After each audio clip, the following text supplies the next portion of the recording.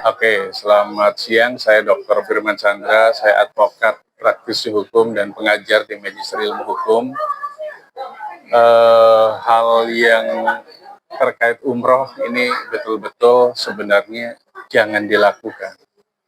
Karena penipuan, penggelapan, pencucian uang, itu sangat tidak patut. Karena ini adalah sektor keagamaan. Orang yang tadinya ingin beribadah ke Baitullah, baik di Mekah ataupun di Madinah, dan pasti sudah membayar dengan harapan diberangkatkan di tanggal yang dijanjikan. Namun faktanya jamaah tersebut tidak jadi berangkat. Apa sih penyebabnya? Lagi-lagi ada hal yang kita katakan dugaan penipuan dan penggelapan di sektor keagamaan, umroh. Jadi teman-teman netizen masyarakat, pada saat teman-teman ingin umroh berangkat ke Baitullah, yang paling penting adalah dilihat siapa pemilik biro umroh tersebut, siapa pemilik penyelenggara, perusahaan penyelenggara ibadah umroh tersebut. Itu paling penting dan bisa dilihat di sosial medianya, baik di YouTube, Facebook, ataupun TikTok. Kemudian korelasikan PT tersebut dengan pemiliknya. Biasanya mereka punya dua sosmed, satu di Instagram, satu di TikTok.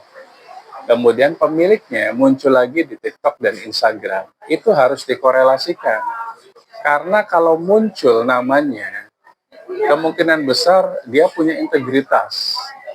Apalagi kalau sudah menjadi public figure atau mungkin influencer. Jadi teman-teman jangan dilihat nama besar PT-nya, tapi pemiliknya. Karena kejadian penipuan umroh itu mayoritas karena jamaah tidak smart. Jamaah hanya melihat PT-nya, tapi pemiliknya itu tidak jelas. Jadi sekarang harus lebih smart lagi. Coba dilihat sosmed dari PT tersebut. Pertama, kenapa harus dilihat PT tersebut? PT tersebut sudah ada izin umroh belum? Izin umroh itu dikeluarkan oleh Kementerian Agama. Biasa ada tulisan SK Kemenang. Nah, itu izin resmi. Karena kalau yang berizin dan melakukan tindak pidana, itu ada dugaan izinnya nanti dicabut. Dan untuk mendapatkan izin, itu sangat berliku dan susah. Jadi mereka pasti akan menjaga. Yang kedua adalah pemiliknya. Apakah pemiliknya memiliki etikabilitas dan integritas dalam memberangkatkan jamaah umroh? Lihat lagi di sosmednya. Lihat lagi di Instagram dan atau TikTok atau Facebooknya. Sehingga dikorelasikan bahwa pemiliknya dan PT-nya itu sama. Nah, itu silakan dipilih. Jadi jangan karena dia teman, jangan karena dia tetangga, jangan karena ustadz, jangan karena habib. Banyak sekarang oknum-oknum yang kita sebut habib, ustadz, melakukan dugaan tindak pidana di sini. Kemudian sekarang apa yang harus dilakukan oleh jamaah dan atau yang mengumpulkan jamaah? Pertama adalah minta pertanggungjawaban dari pemilik biro umroh tersebut, PPIU tersebut, perusahaan penyelenggara ibadah umroh tersebut. Bila tidak ada itikat baik, solusinya cuma satu, lakukan upaya hukum, dimulai dari somasi. Di somasi, minta pengembalian uang sesuai dengan yang sudah dibayarkan. Kemudian rekening PT itu tidak boleh menggunakan rekening pribadi. Jadi mayoritas biro umroh yang melakukan tindak pidana, dugaan tindak pidana penipuan, itu rekening pribadi yang dipakai. Harusnya rekening PT, karena di situ indikasi bahwa dugaan pidananya tidak ada kalau menggunakan rekening PT, kira-kira begitu. Meskipun kadangkala mereka melakukan penipuan juga. Kemudian yang paling prinsip lagi, adalah kalau somasi tidak diindahkan, lakukan upaya hukum lapis, baik pidana ataupun perdata. Di lapis pertama adalah laporan polisi, kemudian gugat, sita jaminan. Jadi sita harta-harta yang dimiliki sesuai dengan nominal yang sudah dibayarkan. Jadi kita harus tahu rumahnya dia di mana supaya bisa disita sesuai mobilnya, apartemennya, dan lain-lain. Jangan puas dengan memenjarakan orang. LP, kalau mau LP, lakukan sesuai dengan domisili perusahaan tersebut. Misalnya ada di Jakarta Selatan, boleh melaporkan ke Polres Jakarta Selatan, boleh melaporkan ke Polda Metro Jaya. Pasal yang dilaporkan itu pasti pasal penipuan penggelapan. Berarti 378 Jungto 372 KUHP. Jungto lagi pasal pencucian uangnya di pasal 2 dan pasal 3. Kemudian pasal 5 pasifnya. Agar ancaman hukumannya lebih lama, 20 tahun dan denda 10 miliar.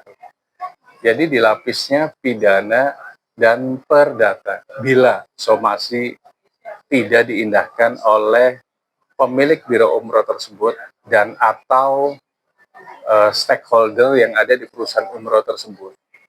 Jadi lakukan upaya itu. Kalau dia bisa membayar, berarti alhamdulillah. Berarti selesai. Tapi kalau tidak, lakukan upaya hukum pidana maupun perdata. Pak, mungkin ini kan udah banyak terjadi juga ya. Saat ini sangat disayangkan kasih lalu peran Kementerian Agama sendiri kan seperti apa nih? Kementerian Agama itu punya yang namanya subdit pengawasan. Jadi pada saat ada sebuah dugaan tindak pidana penipuan penggelapan, kemudian ada laporan baik ke Kementerian Agama ataupun ke kepolisian, itu izinnya akan dicabut. Jadi fungsi dari sebenarnya ada satu lagi namanya PPNS, penyidik pegawai negeri sipil yang dibentuk oleh Kementerian Agama. Goalnya adalah PPNS tersebut menindak, ini seperti penyidik kepolisian nih PPNS tersebut, menindak travel umroh yang nakal, travel umroh yang berizin ataupun tidak berizin, atau travel umroh yang melakukan kunjungan dalam bentuk backpacker, umroh mandiri, tanpa izin. Nah itu akan ditindak oleh PPNS Kementerian Agama. Hati-hati, karena ancaman hukumannya tinggi. Tapi kan tadi beberapa banyak travel umroh, ada yang travel umroh backpack juga gitu Pak ya. Itu apakah semuanya itu sudah terdaftar atau belum? Apa kurang pengawasan kembali lagi dari Kementerian Agama dalam hal ini? Travel umroh yang berizin, itu ada SK Kemenang. Berarti itu adalah resmi, travel umroh resmi. Jadi salah satu hal indikator daftar ke travel umroh adalah yang berizin, itu yang paling penting. Kemudian tadi saya sampaikan ada sosmed-sosmed tadi, terkait integritas dari pemilik travel umroh. Kemudian bila tidak berizin, mereka tidak mendapatkan SK Kemenang, jangan daftar ke tempat tersebut. Bagaimana pendampingan? Bagaimana kalau tersasar di Saudi? Bagaimana kalau misalnya terbengkalai di Saudi? Makanya jamaah harus smart di situ. Jamaah harus cerdas. Jadi harus bisa memilih. Travel umroh itu ada sekitar 1.600 PT di seluruh Indonesia. Kenapa daftar ke yang tidak berizin? Berarti jamaahnya tidak smart. Gara-gara yang tidak berizin mungkin tetangganya, atau mungkin ustadz dan lain-lain. Jangan lakukan itu. Karena apa? Ada dugaan nanti di sana tidak ada bimbingan, tidak ada manasik, dan lain-lain.